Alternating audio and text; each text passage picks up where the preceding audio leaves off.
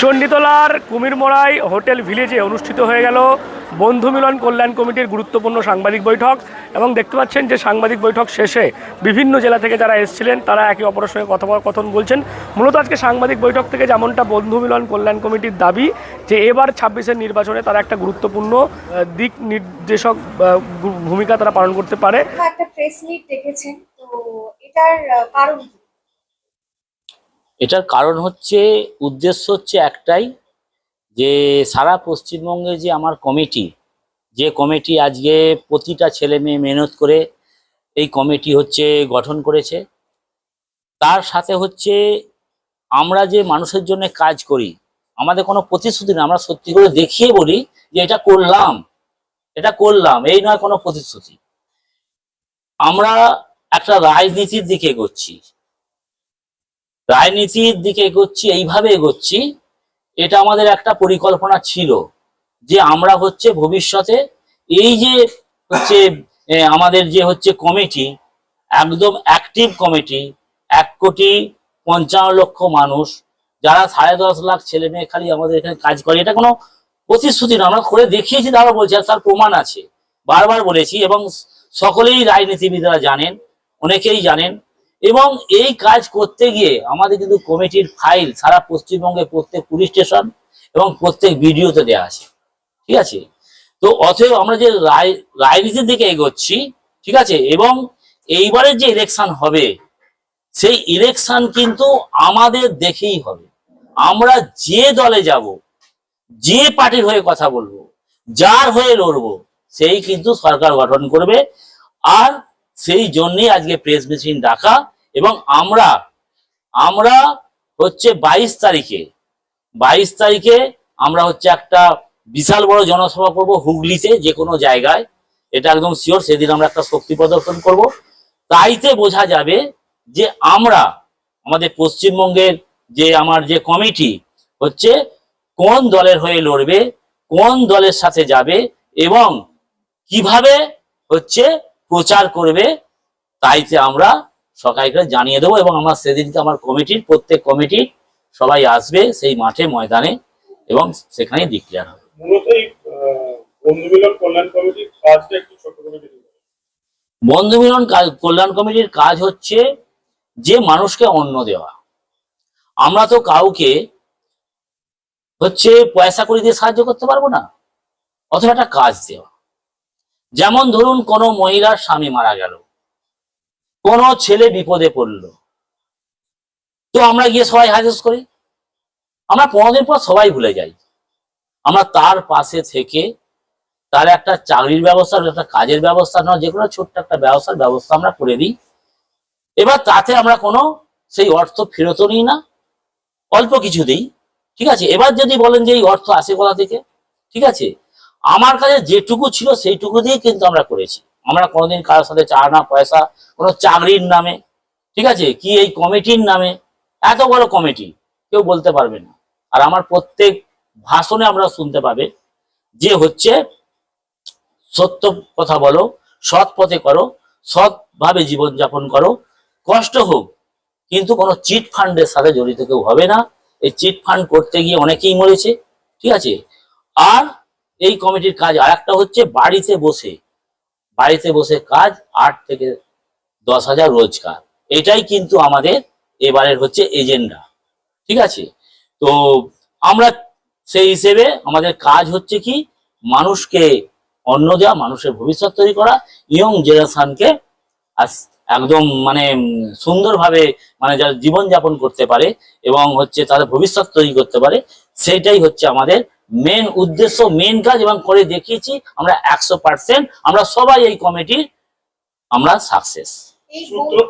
সূত্র মারফত একটা খবর শোনা যাচ্ছে যে আগামী দিনে এই কমিটির যে আপনি মেন মানুষ, আপনি একটা বিধায়ক পদপ্রার্থী হতে চলেছেন।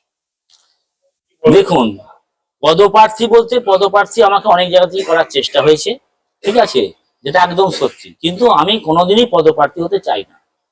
এই জন্যই চাই না, আমি চাই একটা সুন্দর, আমার ছেলেপুলেদের নিয়ে একটা সুন্দর পরিবেশ দেওয়া, একটা সুন্দর সরকার গঠন করা, ঠিক আছে। এবং সেই সরকার যাতে দীর্ঘদিন ধরে সুন্দরভাবে চলে এবং আমাদের ছেলেপুলেরা চাইতে যোগদান করে প্রত্যেক ছেলেপুলে মেহনত করে সেই সরকার আমরা নিতে চাই। কিন্তু আমি কোনোদিনই পদপ্রার্থী হওয়ার জন্য আমাকে অনেকেই বলেছে, ঠিক আছে, কিন্তু আমি কোনোদিনই পদপ্রার্থী হতে আপাতত চাই না। কোন দলের দিকে আপাতত? দেখুন, আমি একটুখানি আগে বলেছি, আমরা 22 তারিখে আমরা হচ্ছে আমাদের শক্তি প্রদর্শন করব, ঠিক আছে। যে পার্টি আমাদের জন্যে এবং আমার হচ্ছে দেশের ছেলে মেয়েদের জন্যে আগে আসবে, তাদের ভবিষ্যতের জন্য আগে আসবে, তাদের সুরক্ষিত জীবন দেবে যেমন আমরা দিচ্ছি, আমরা সেই পার্টির হয়েই সেই দিন ফয়সলা করে দেবো যে আমরা এই পার্টি হয়ে আমরা ইলেকশন লড়ছি। আগামী ইলেকশন অর্থাৎ 2026-এর বিধানসভা ইলেকশনে কি বন্ধু মিলন কমিটি একটা মুখ হতে চলেছে, মানে একটা প্ল্যাটফর্ম হতে চলেছে? যে দেখুন, অনেক জ্যোতিষী বলেছে এবারে এমন একটা কোনো হচ্ছে মানুষের আবির্ভাব হবে, যে একটা কোনো একটা বড় হচ্ছে সংসার আবির্ভাব হবে যারা কিন্তু ভোটটা করাবে। সেটা কিন্তু সত্যি হয়ে গেল এই কারণে যে কোনো একটা মুখ তোমরা হচ্ছেই, তার সাথে সাথে আমার যে কমিটি আছে সারা পশ্চিমবঙ্গে, ঠিক আছে, তাদের যে সহযোগিতা, তারা যেভাবে লড়বে, তারা যেভাবে হচ্ছে সুন্দরভাবে যে তারা হচ্ছে কমিটি গঠন করে আজকে যে বাড়ির কোণে কোণে পৌঁছাবে প্রচারের জন্য, ঘরে ঘরে পৌঁছাবে। অতএব সেখানে খালি হচ্ছে বড় মুখী নয়, এবং আমরাই টার্গেট করব, আমরাই বলবো কারা সরকার গঠন করবে, আর আমার ছেলেমেয়েরাই বলবে এরাই আমার নেতা, এরাই আমার সবকিছু, এবং এদের জন্য যেটুকু যা করার আমি করে এগিয়ে যাব।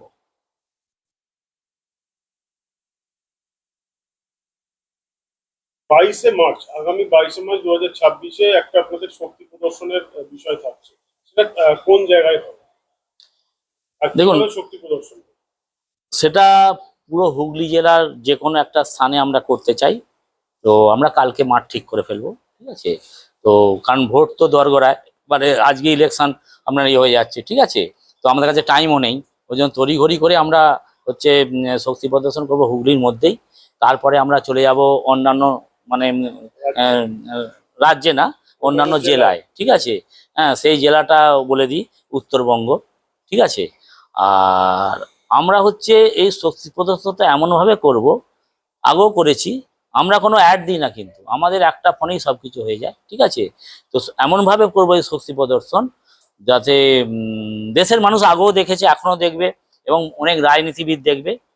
আর সেই শক্তি প্রদর্শন আমি আমার এখানেই করব, আমি প্রত্যেক কমিটিকেও বলে দেবো, এবং আমরা এখনই আমি আগাজ করে দিচ্ছি 22 তারিখে হুগলি জেলায় আমাদের শক্তি প্রদর্শন। তারপরেই আমরা ডিসিশন নেব যে আমরা কোন দলের হয়ে কাজ করব, আর যে দলের হয়ে কাজ করব সেই দলই এই ইলেকশনে সরকার করবে। মানে আপনাকে আরেকবার আমি বিরোধ করছি যে আগামী ইলেকশনে বন্ধুমহল কল্যাণ কমিটি সরকার করতে 50%, 60%, 80%, কত পার্সেন্টেজে? দেখুন, একটা সরকারের কুর্সির 4টে পা, তাই তো, তার একটা পা হয়ে আমরা দাঁড়াবো, এটা সত্যি কথা, ঠিক আছে। আপনার নাম? আর বাবলু সামন্ত, বন্ধু মিলন কল্যাণ কমিটি, ঠিক আছে। কি বলবেন আজকের এই সাংবাদিক বৈঠকে আপনারা এসেছিলেন, কি আপনাদের মূল লক্ষ্য কি রয়েছে? দেখুন, সাংবাদিক বৈঠকে বসার একটা উদ্দেশ্য হচ্ছে আজকে বন্ধু মিলন কল্যাণ কমিটি সারা পশ্চিমবাংলা জুড়ে একটা বিশাল বড় একটা জায়গা তৈরি করে নিয়েছে, যেটা আপাতত এই মুহূর্তে ভারতবর্ষে কোনো সোসাইটি বলুন, কমিটি বলুন, কি কেউ করতে পারেনি। যার নিয়ার অ্যাবাউট ফ্যামিলি মেম্বার, মানে একটা ম্যান মানে একটা ফ্যামিলি, নিয়ার অ্যাবাউট 1.5 কোটি। আচ্ছা, তো 1.5 কোটি ফ্যামিলি আমাদের সঙ্গে যুক্ত। বিশেষ করে আমি উত্তরবঙ্গের থেকে বিলং করছি, উত্তরবঙ্গে টোটাল 4টে ডিস্ট্রিক্টের মধ্যে আমার টোটাল উত্তরবঙ্গে আমি টোটাল এ পর্যন্ত প্রায় 25 লাখ ফ্যামিলির সঙ্গে আমি অ্যাটাচড হয়েছি। আচ্ছা, মানে 25 লাখ ফ্যামিলি আমার সঙ্গে যুক্তটা কি বিষয়? কর্মসংস্থানের বিষয়ে। যেটা হচ্ছে কি, বন্ধু মিলন কল্যাণ কমিটির সবথেকে বড় উদ্দেশ্য হচ্ছে কি, মানুষকে কর্মসংস্থান দেওয়া। সেই কর্মসংস্থানের সূত্রে বিভিন্ন প্যাকেজিং থেকে শুরু করে যেটা আমাদের বিশেষ মানে আছে, সেগুলো সাধারণ মানুষকে দিয়ে প্রত্যেকটা মানুষের ফ্যামিলিতে যেন 12,000 টাকা ন্যূনতম ইনকাম ঢোকে তার ব্যবস্থা করা। তার জন্য বাবলু সুমন্ত স্যার আমাদের জন্য 15 বছর ধরে লড়াই করে এই জায়গাটা নিয়ে এসছে। আমরা 2 বছর ধরে ওনার সঙ্গে আছি, থেকে আমরা জায়গাটা তৈরি করে এখন কাজটা শুরু হওয়ার পথে। আমরা কাজটা শুরু হওয়ার পথে দেখলাম কিছু বাধাবিঘ্ন আমাদের সঙ্গে আসছে। সেক্ষেত্রে দেখা যাচ্ছে কি আমাদেরকে একটা স্ট্যান্ড নিতে হচ্ছে বাধ্য হয়ে, যে কাজটা শুরু করতে গেলে আমাদের যদি বাধাবিঘ্ন হতে হয়, তাহলে আজকে মনে করুন পশ্চিমবাংলা বিধানসভা ভোট আসন্ন, একটা বিশাল বড় ফ্যাক্টর বন্ধু মিলন করবে এখানে। তার কারণ হচ্ছে যার 1.5 কোটি ফ্যামিলি ইন্টু আপনি ধরে রাখুন পার ফ্যামিলি পিস যদি 3 জন ভোটারও থাকে, 3 দ্বারা 4.5 কোটি ভোটার কিন্তু আমাদের ক্যাপচারে। যেটা আমরা প্রত্যেকটা ঘরে 12,000 টাকা রোজগার সরকার দিচ্ছে না তা না, সরকার দিচ্ছে, কিন্তু সরকার এমনভাবে দিচ্ছে যেটা একটা যত সামান্য, কিন্তু কাউকে রোজগার দেওয়ার জন্য কিছু করেনি। যেটা আজকে বন্ধু মিলন কল্যাণ কমিটি করছে কি প্রত্যেকটা ফ্যামিলিকে একটা পার্মানেন্ট রোজগার, যার জন্য কিন্তু আমাদের সঙ্গে এত লোক জুড়েছে। তা আমরা যখন এটা দিচ্ছি, তাহলে আমাদের এই কাজ যাতে মসৃণভাবে হয়, তার জন্য যে রাজনৈতিক দল বলুন, যে সরকার বলুন, যে আমাদের সঙ্গে যারা সাপোর্ট করবে, আমরা অবশ্যই তার হয়ে একটু করবো। কারণ যাদের সাপোর্ট পেয়ে আমরা এই কাজটা সহজভাবে করতে পারবো, আমরা অবশ্যই তাকে সাপোর্ট করবো। আমার নাম হচ্ছে আলাউদ্দিন মণ্ডল, আমি উত্তরবঙ্গ থেকে। নিশ্চয়ই আপনারা নাম শুনেছেন। আজ বিগত 15 বছর ধরে আমরা লড়াই চালাচ্ছি। আমাদের লড়াইটা একটা লক্ষ্য আছে, সেটা হচ্ছে যে গরিব হয়ে জন্মানোটা কোনো পাপ নয়, কিন্তু আমরা কোনো মানুষকে গরিব হয়ে মরতে দেবো না, এটা আমাদের লক্ষ্য। এবং এই লক্ষ্যের সাথে সাথে আগামী দিনে যাতে আমরা প্রত্যেকটা অসহায় মানুষকে তার বাড়িতে বসে তাদেরকে রোজগার দিতে পারি, 8 থেকে 10 হাজার টাকা, বিশেষ করে অসহায় মহিলাদেরকে। কারণ আজকের ডেটে আপনারা দেখতে পাচ্ছেন যে চাকরি নেই, ব্যবসা বাণিজ্যের অবস্থা খুব খারাপ।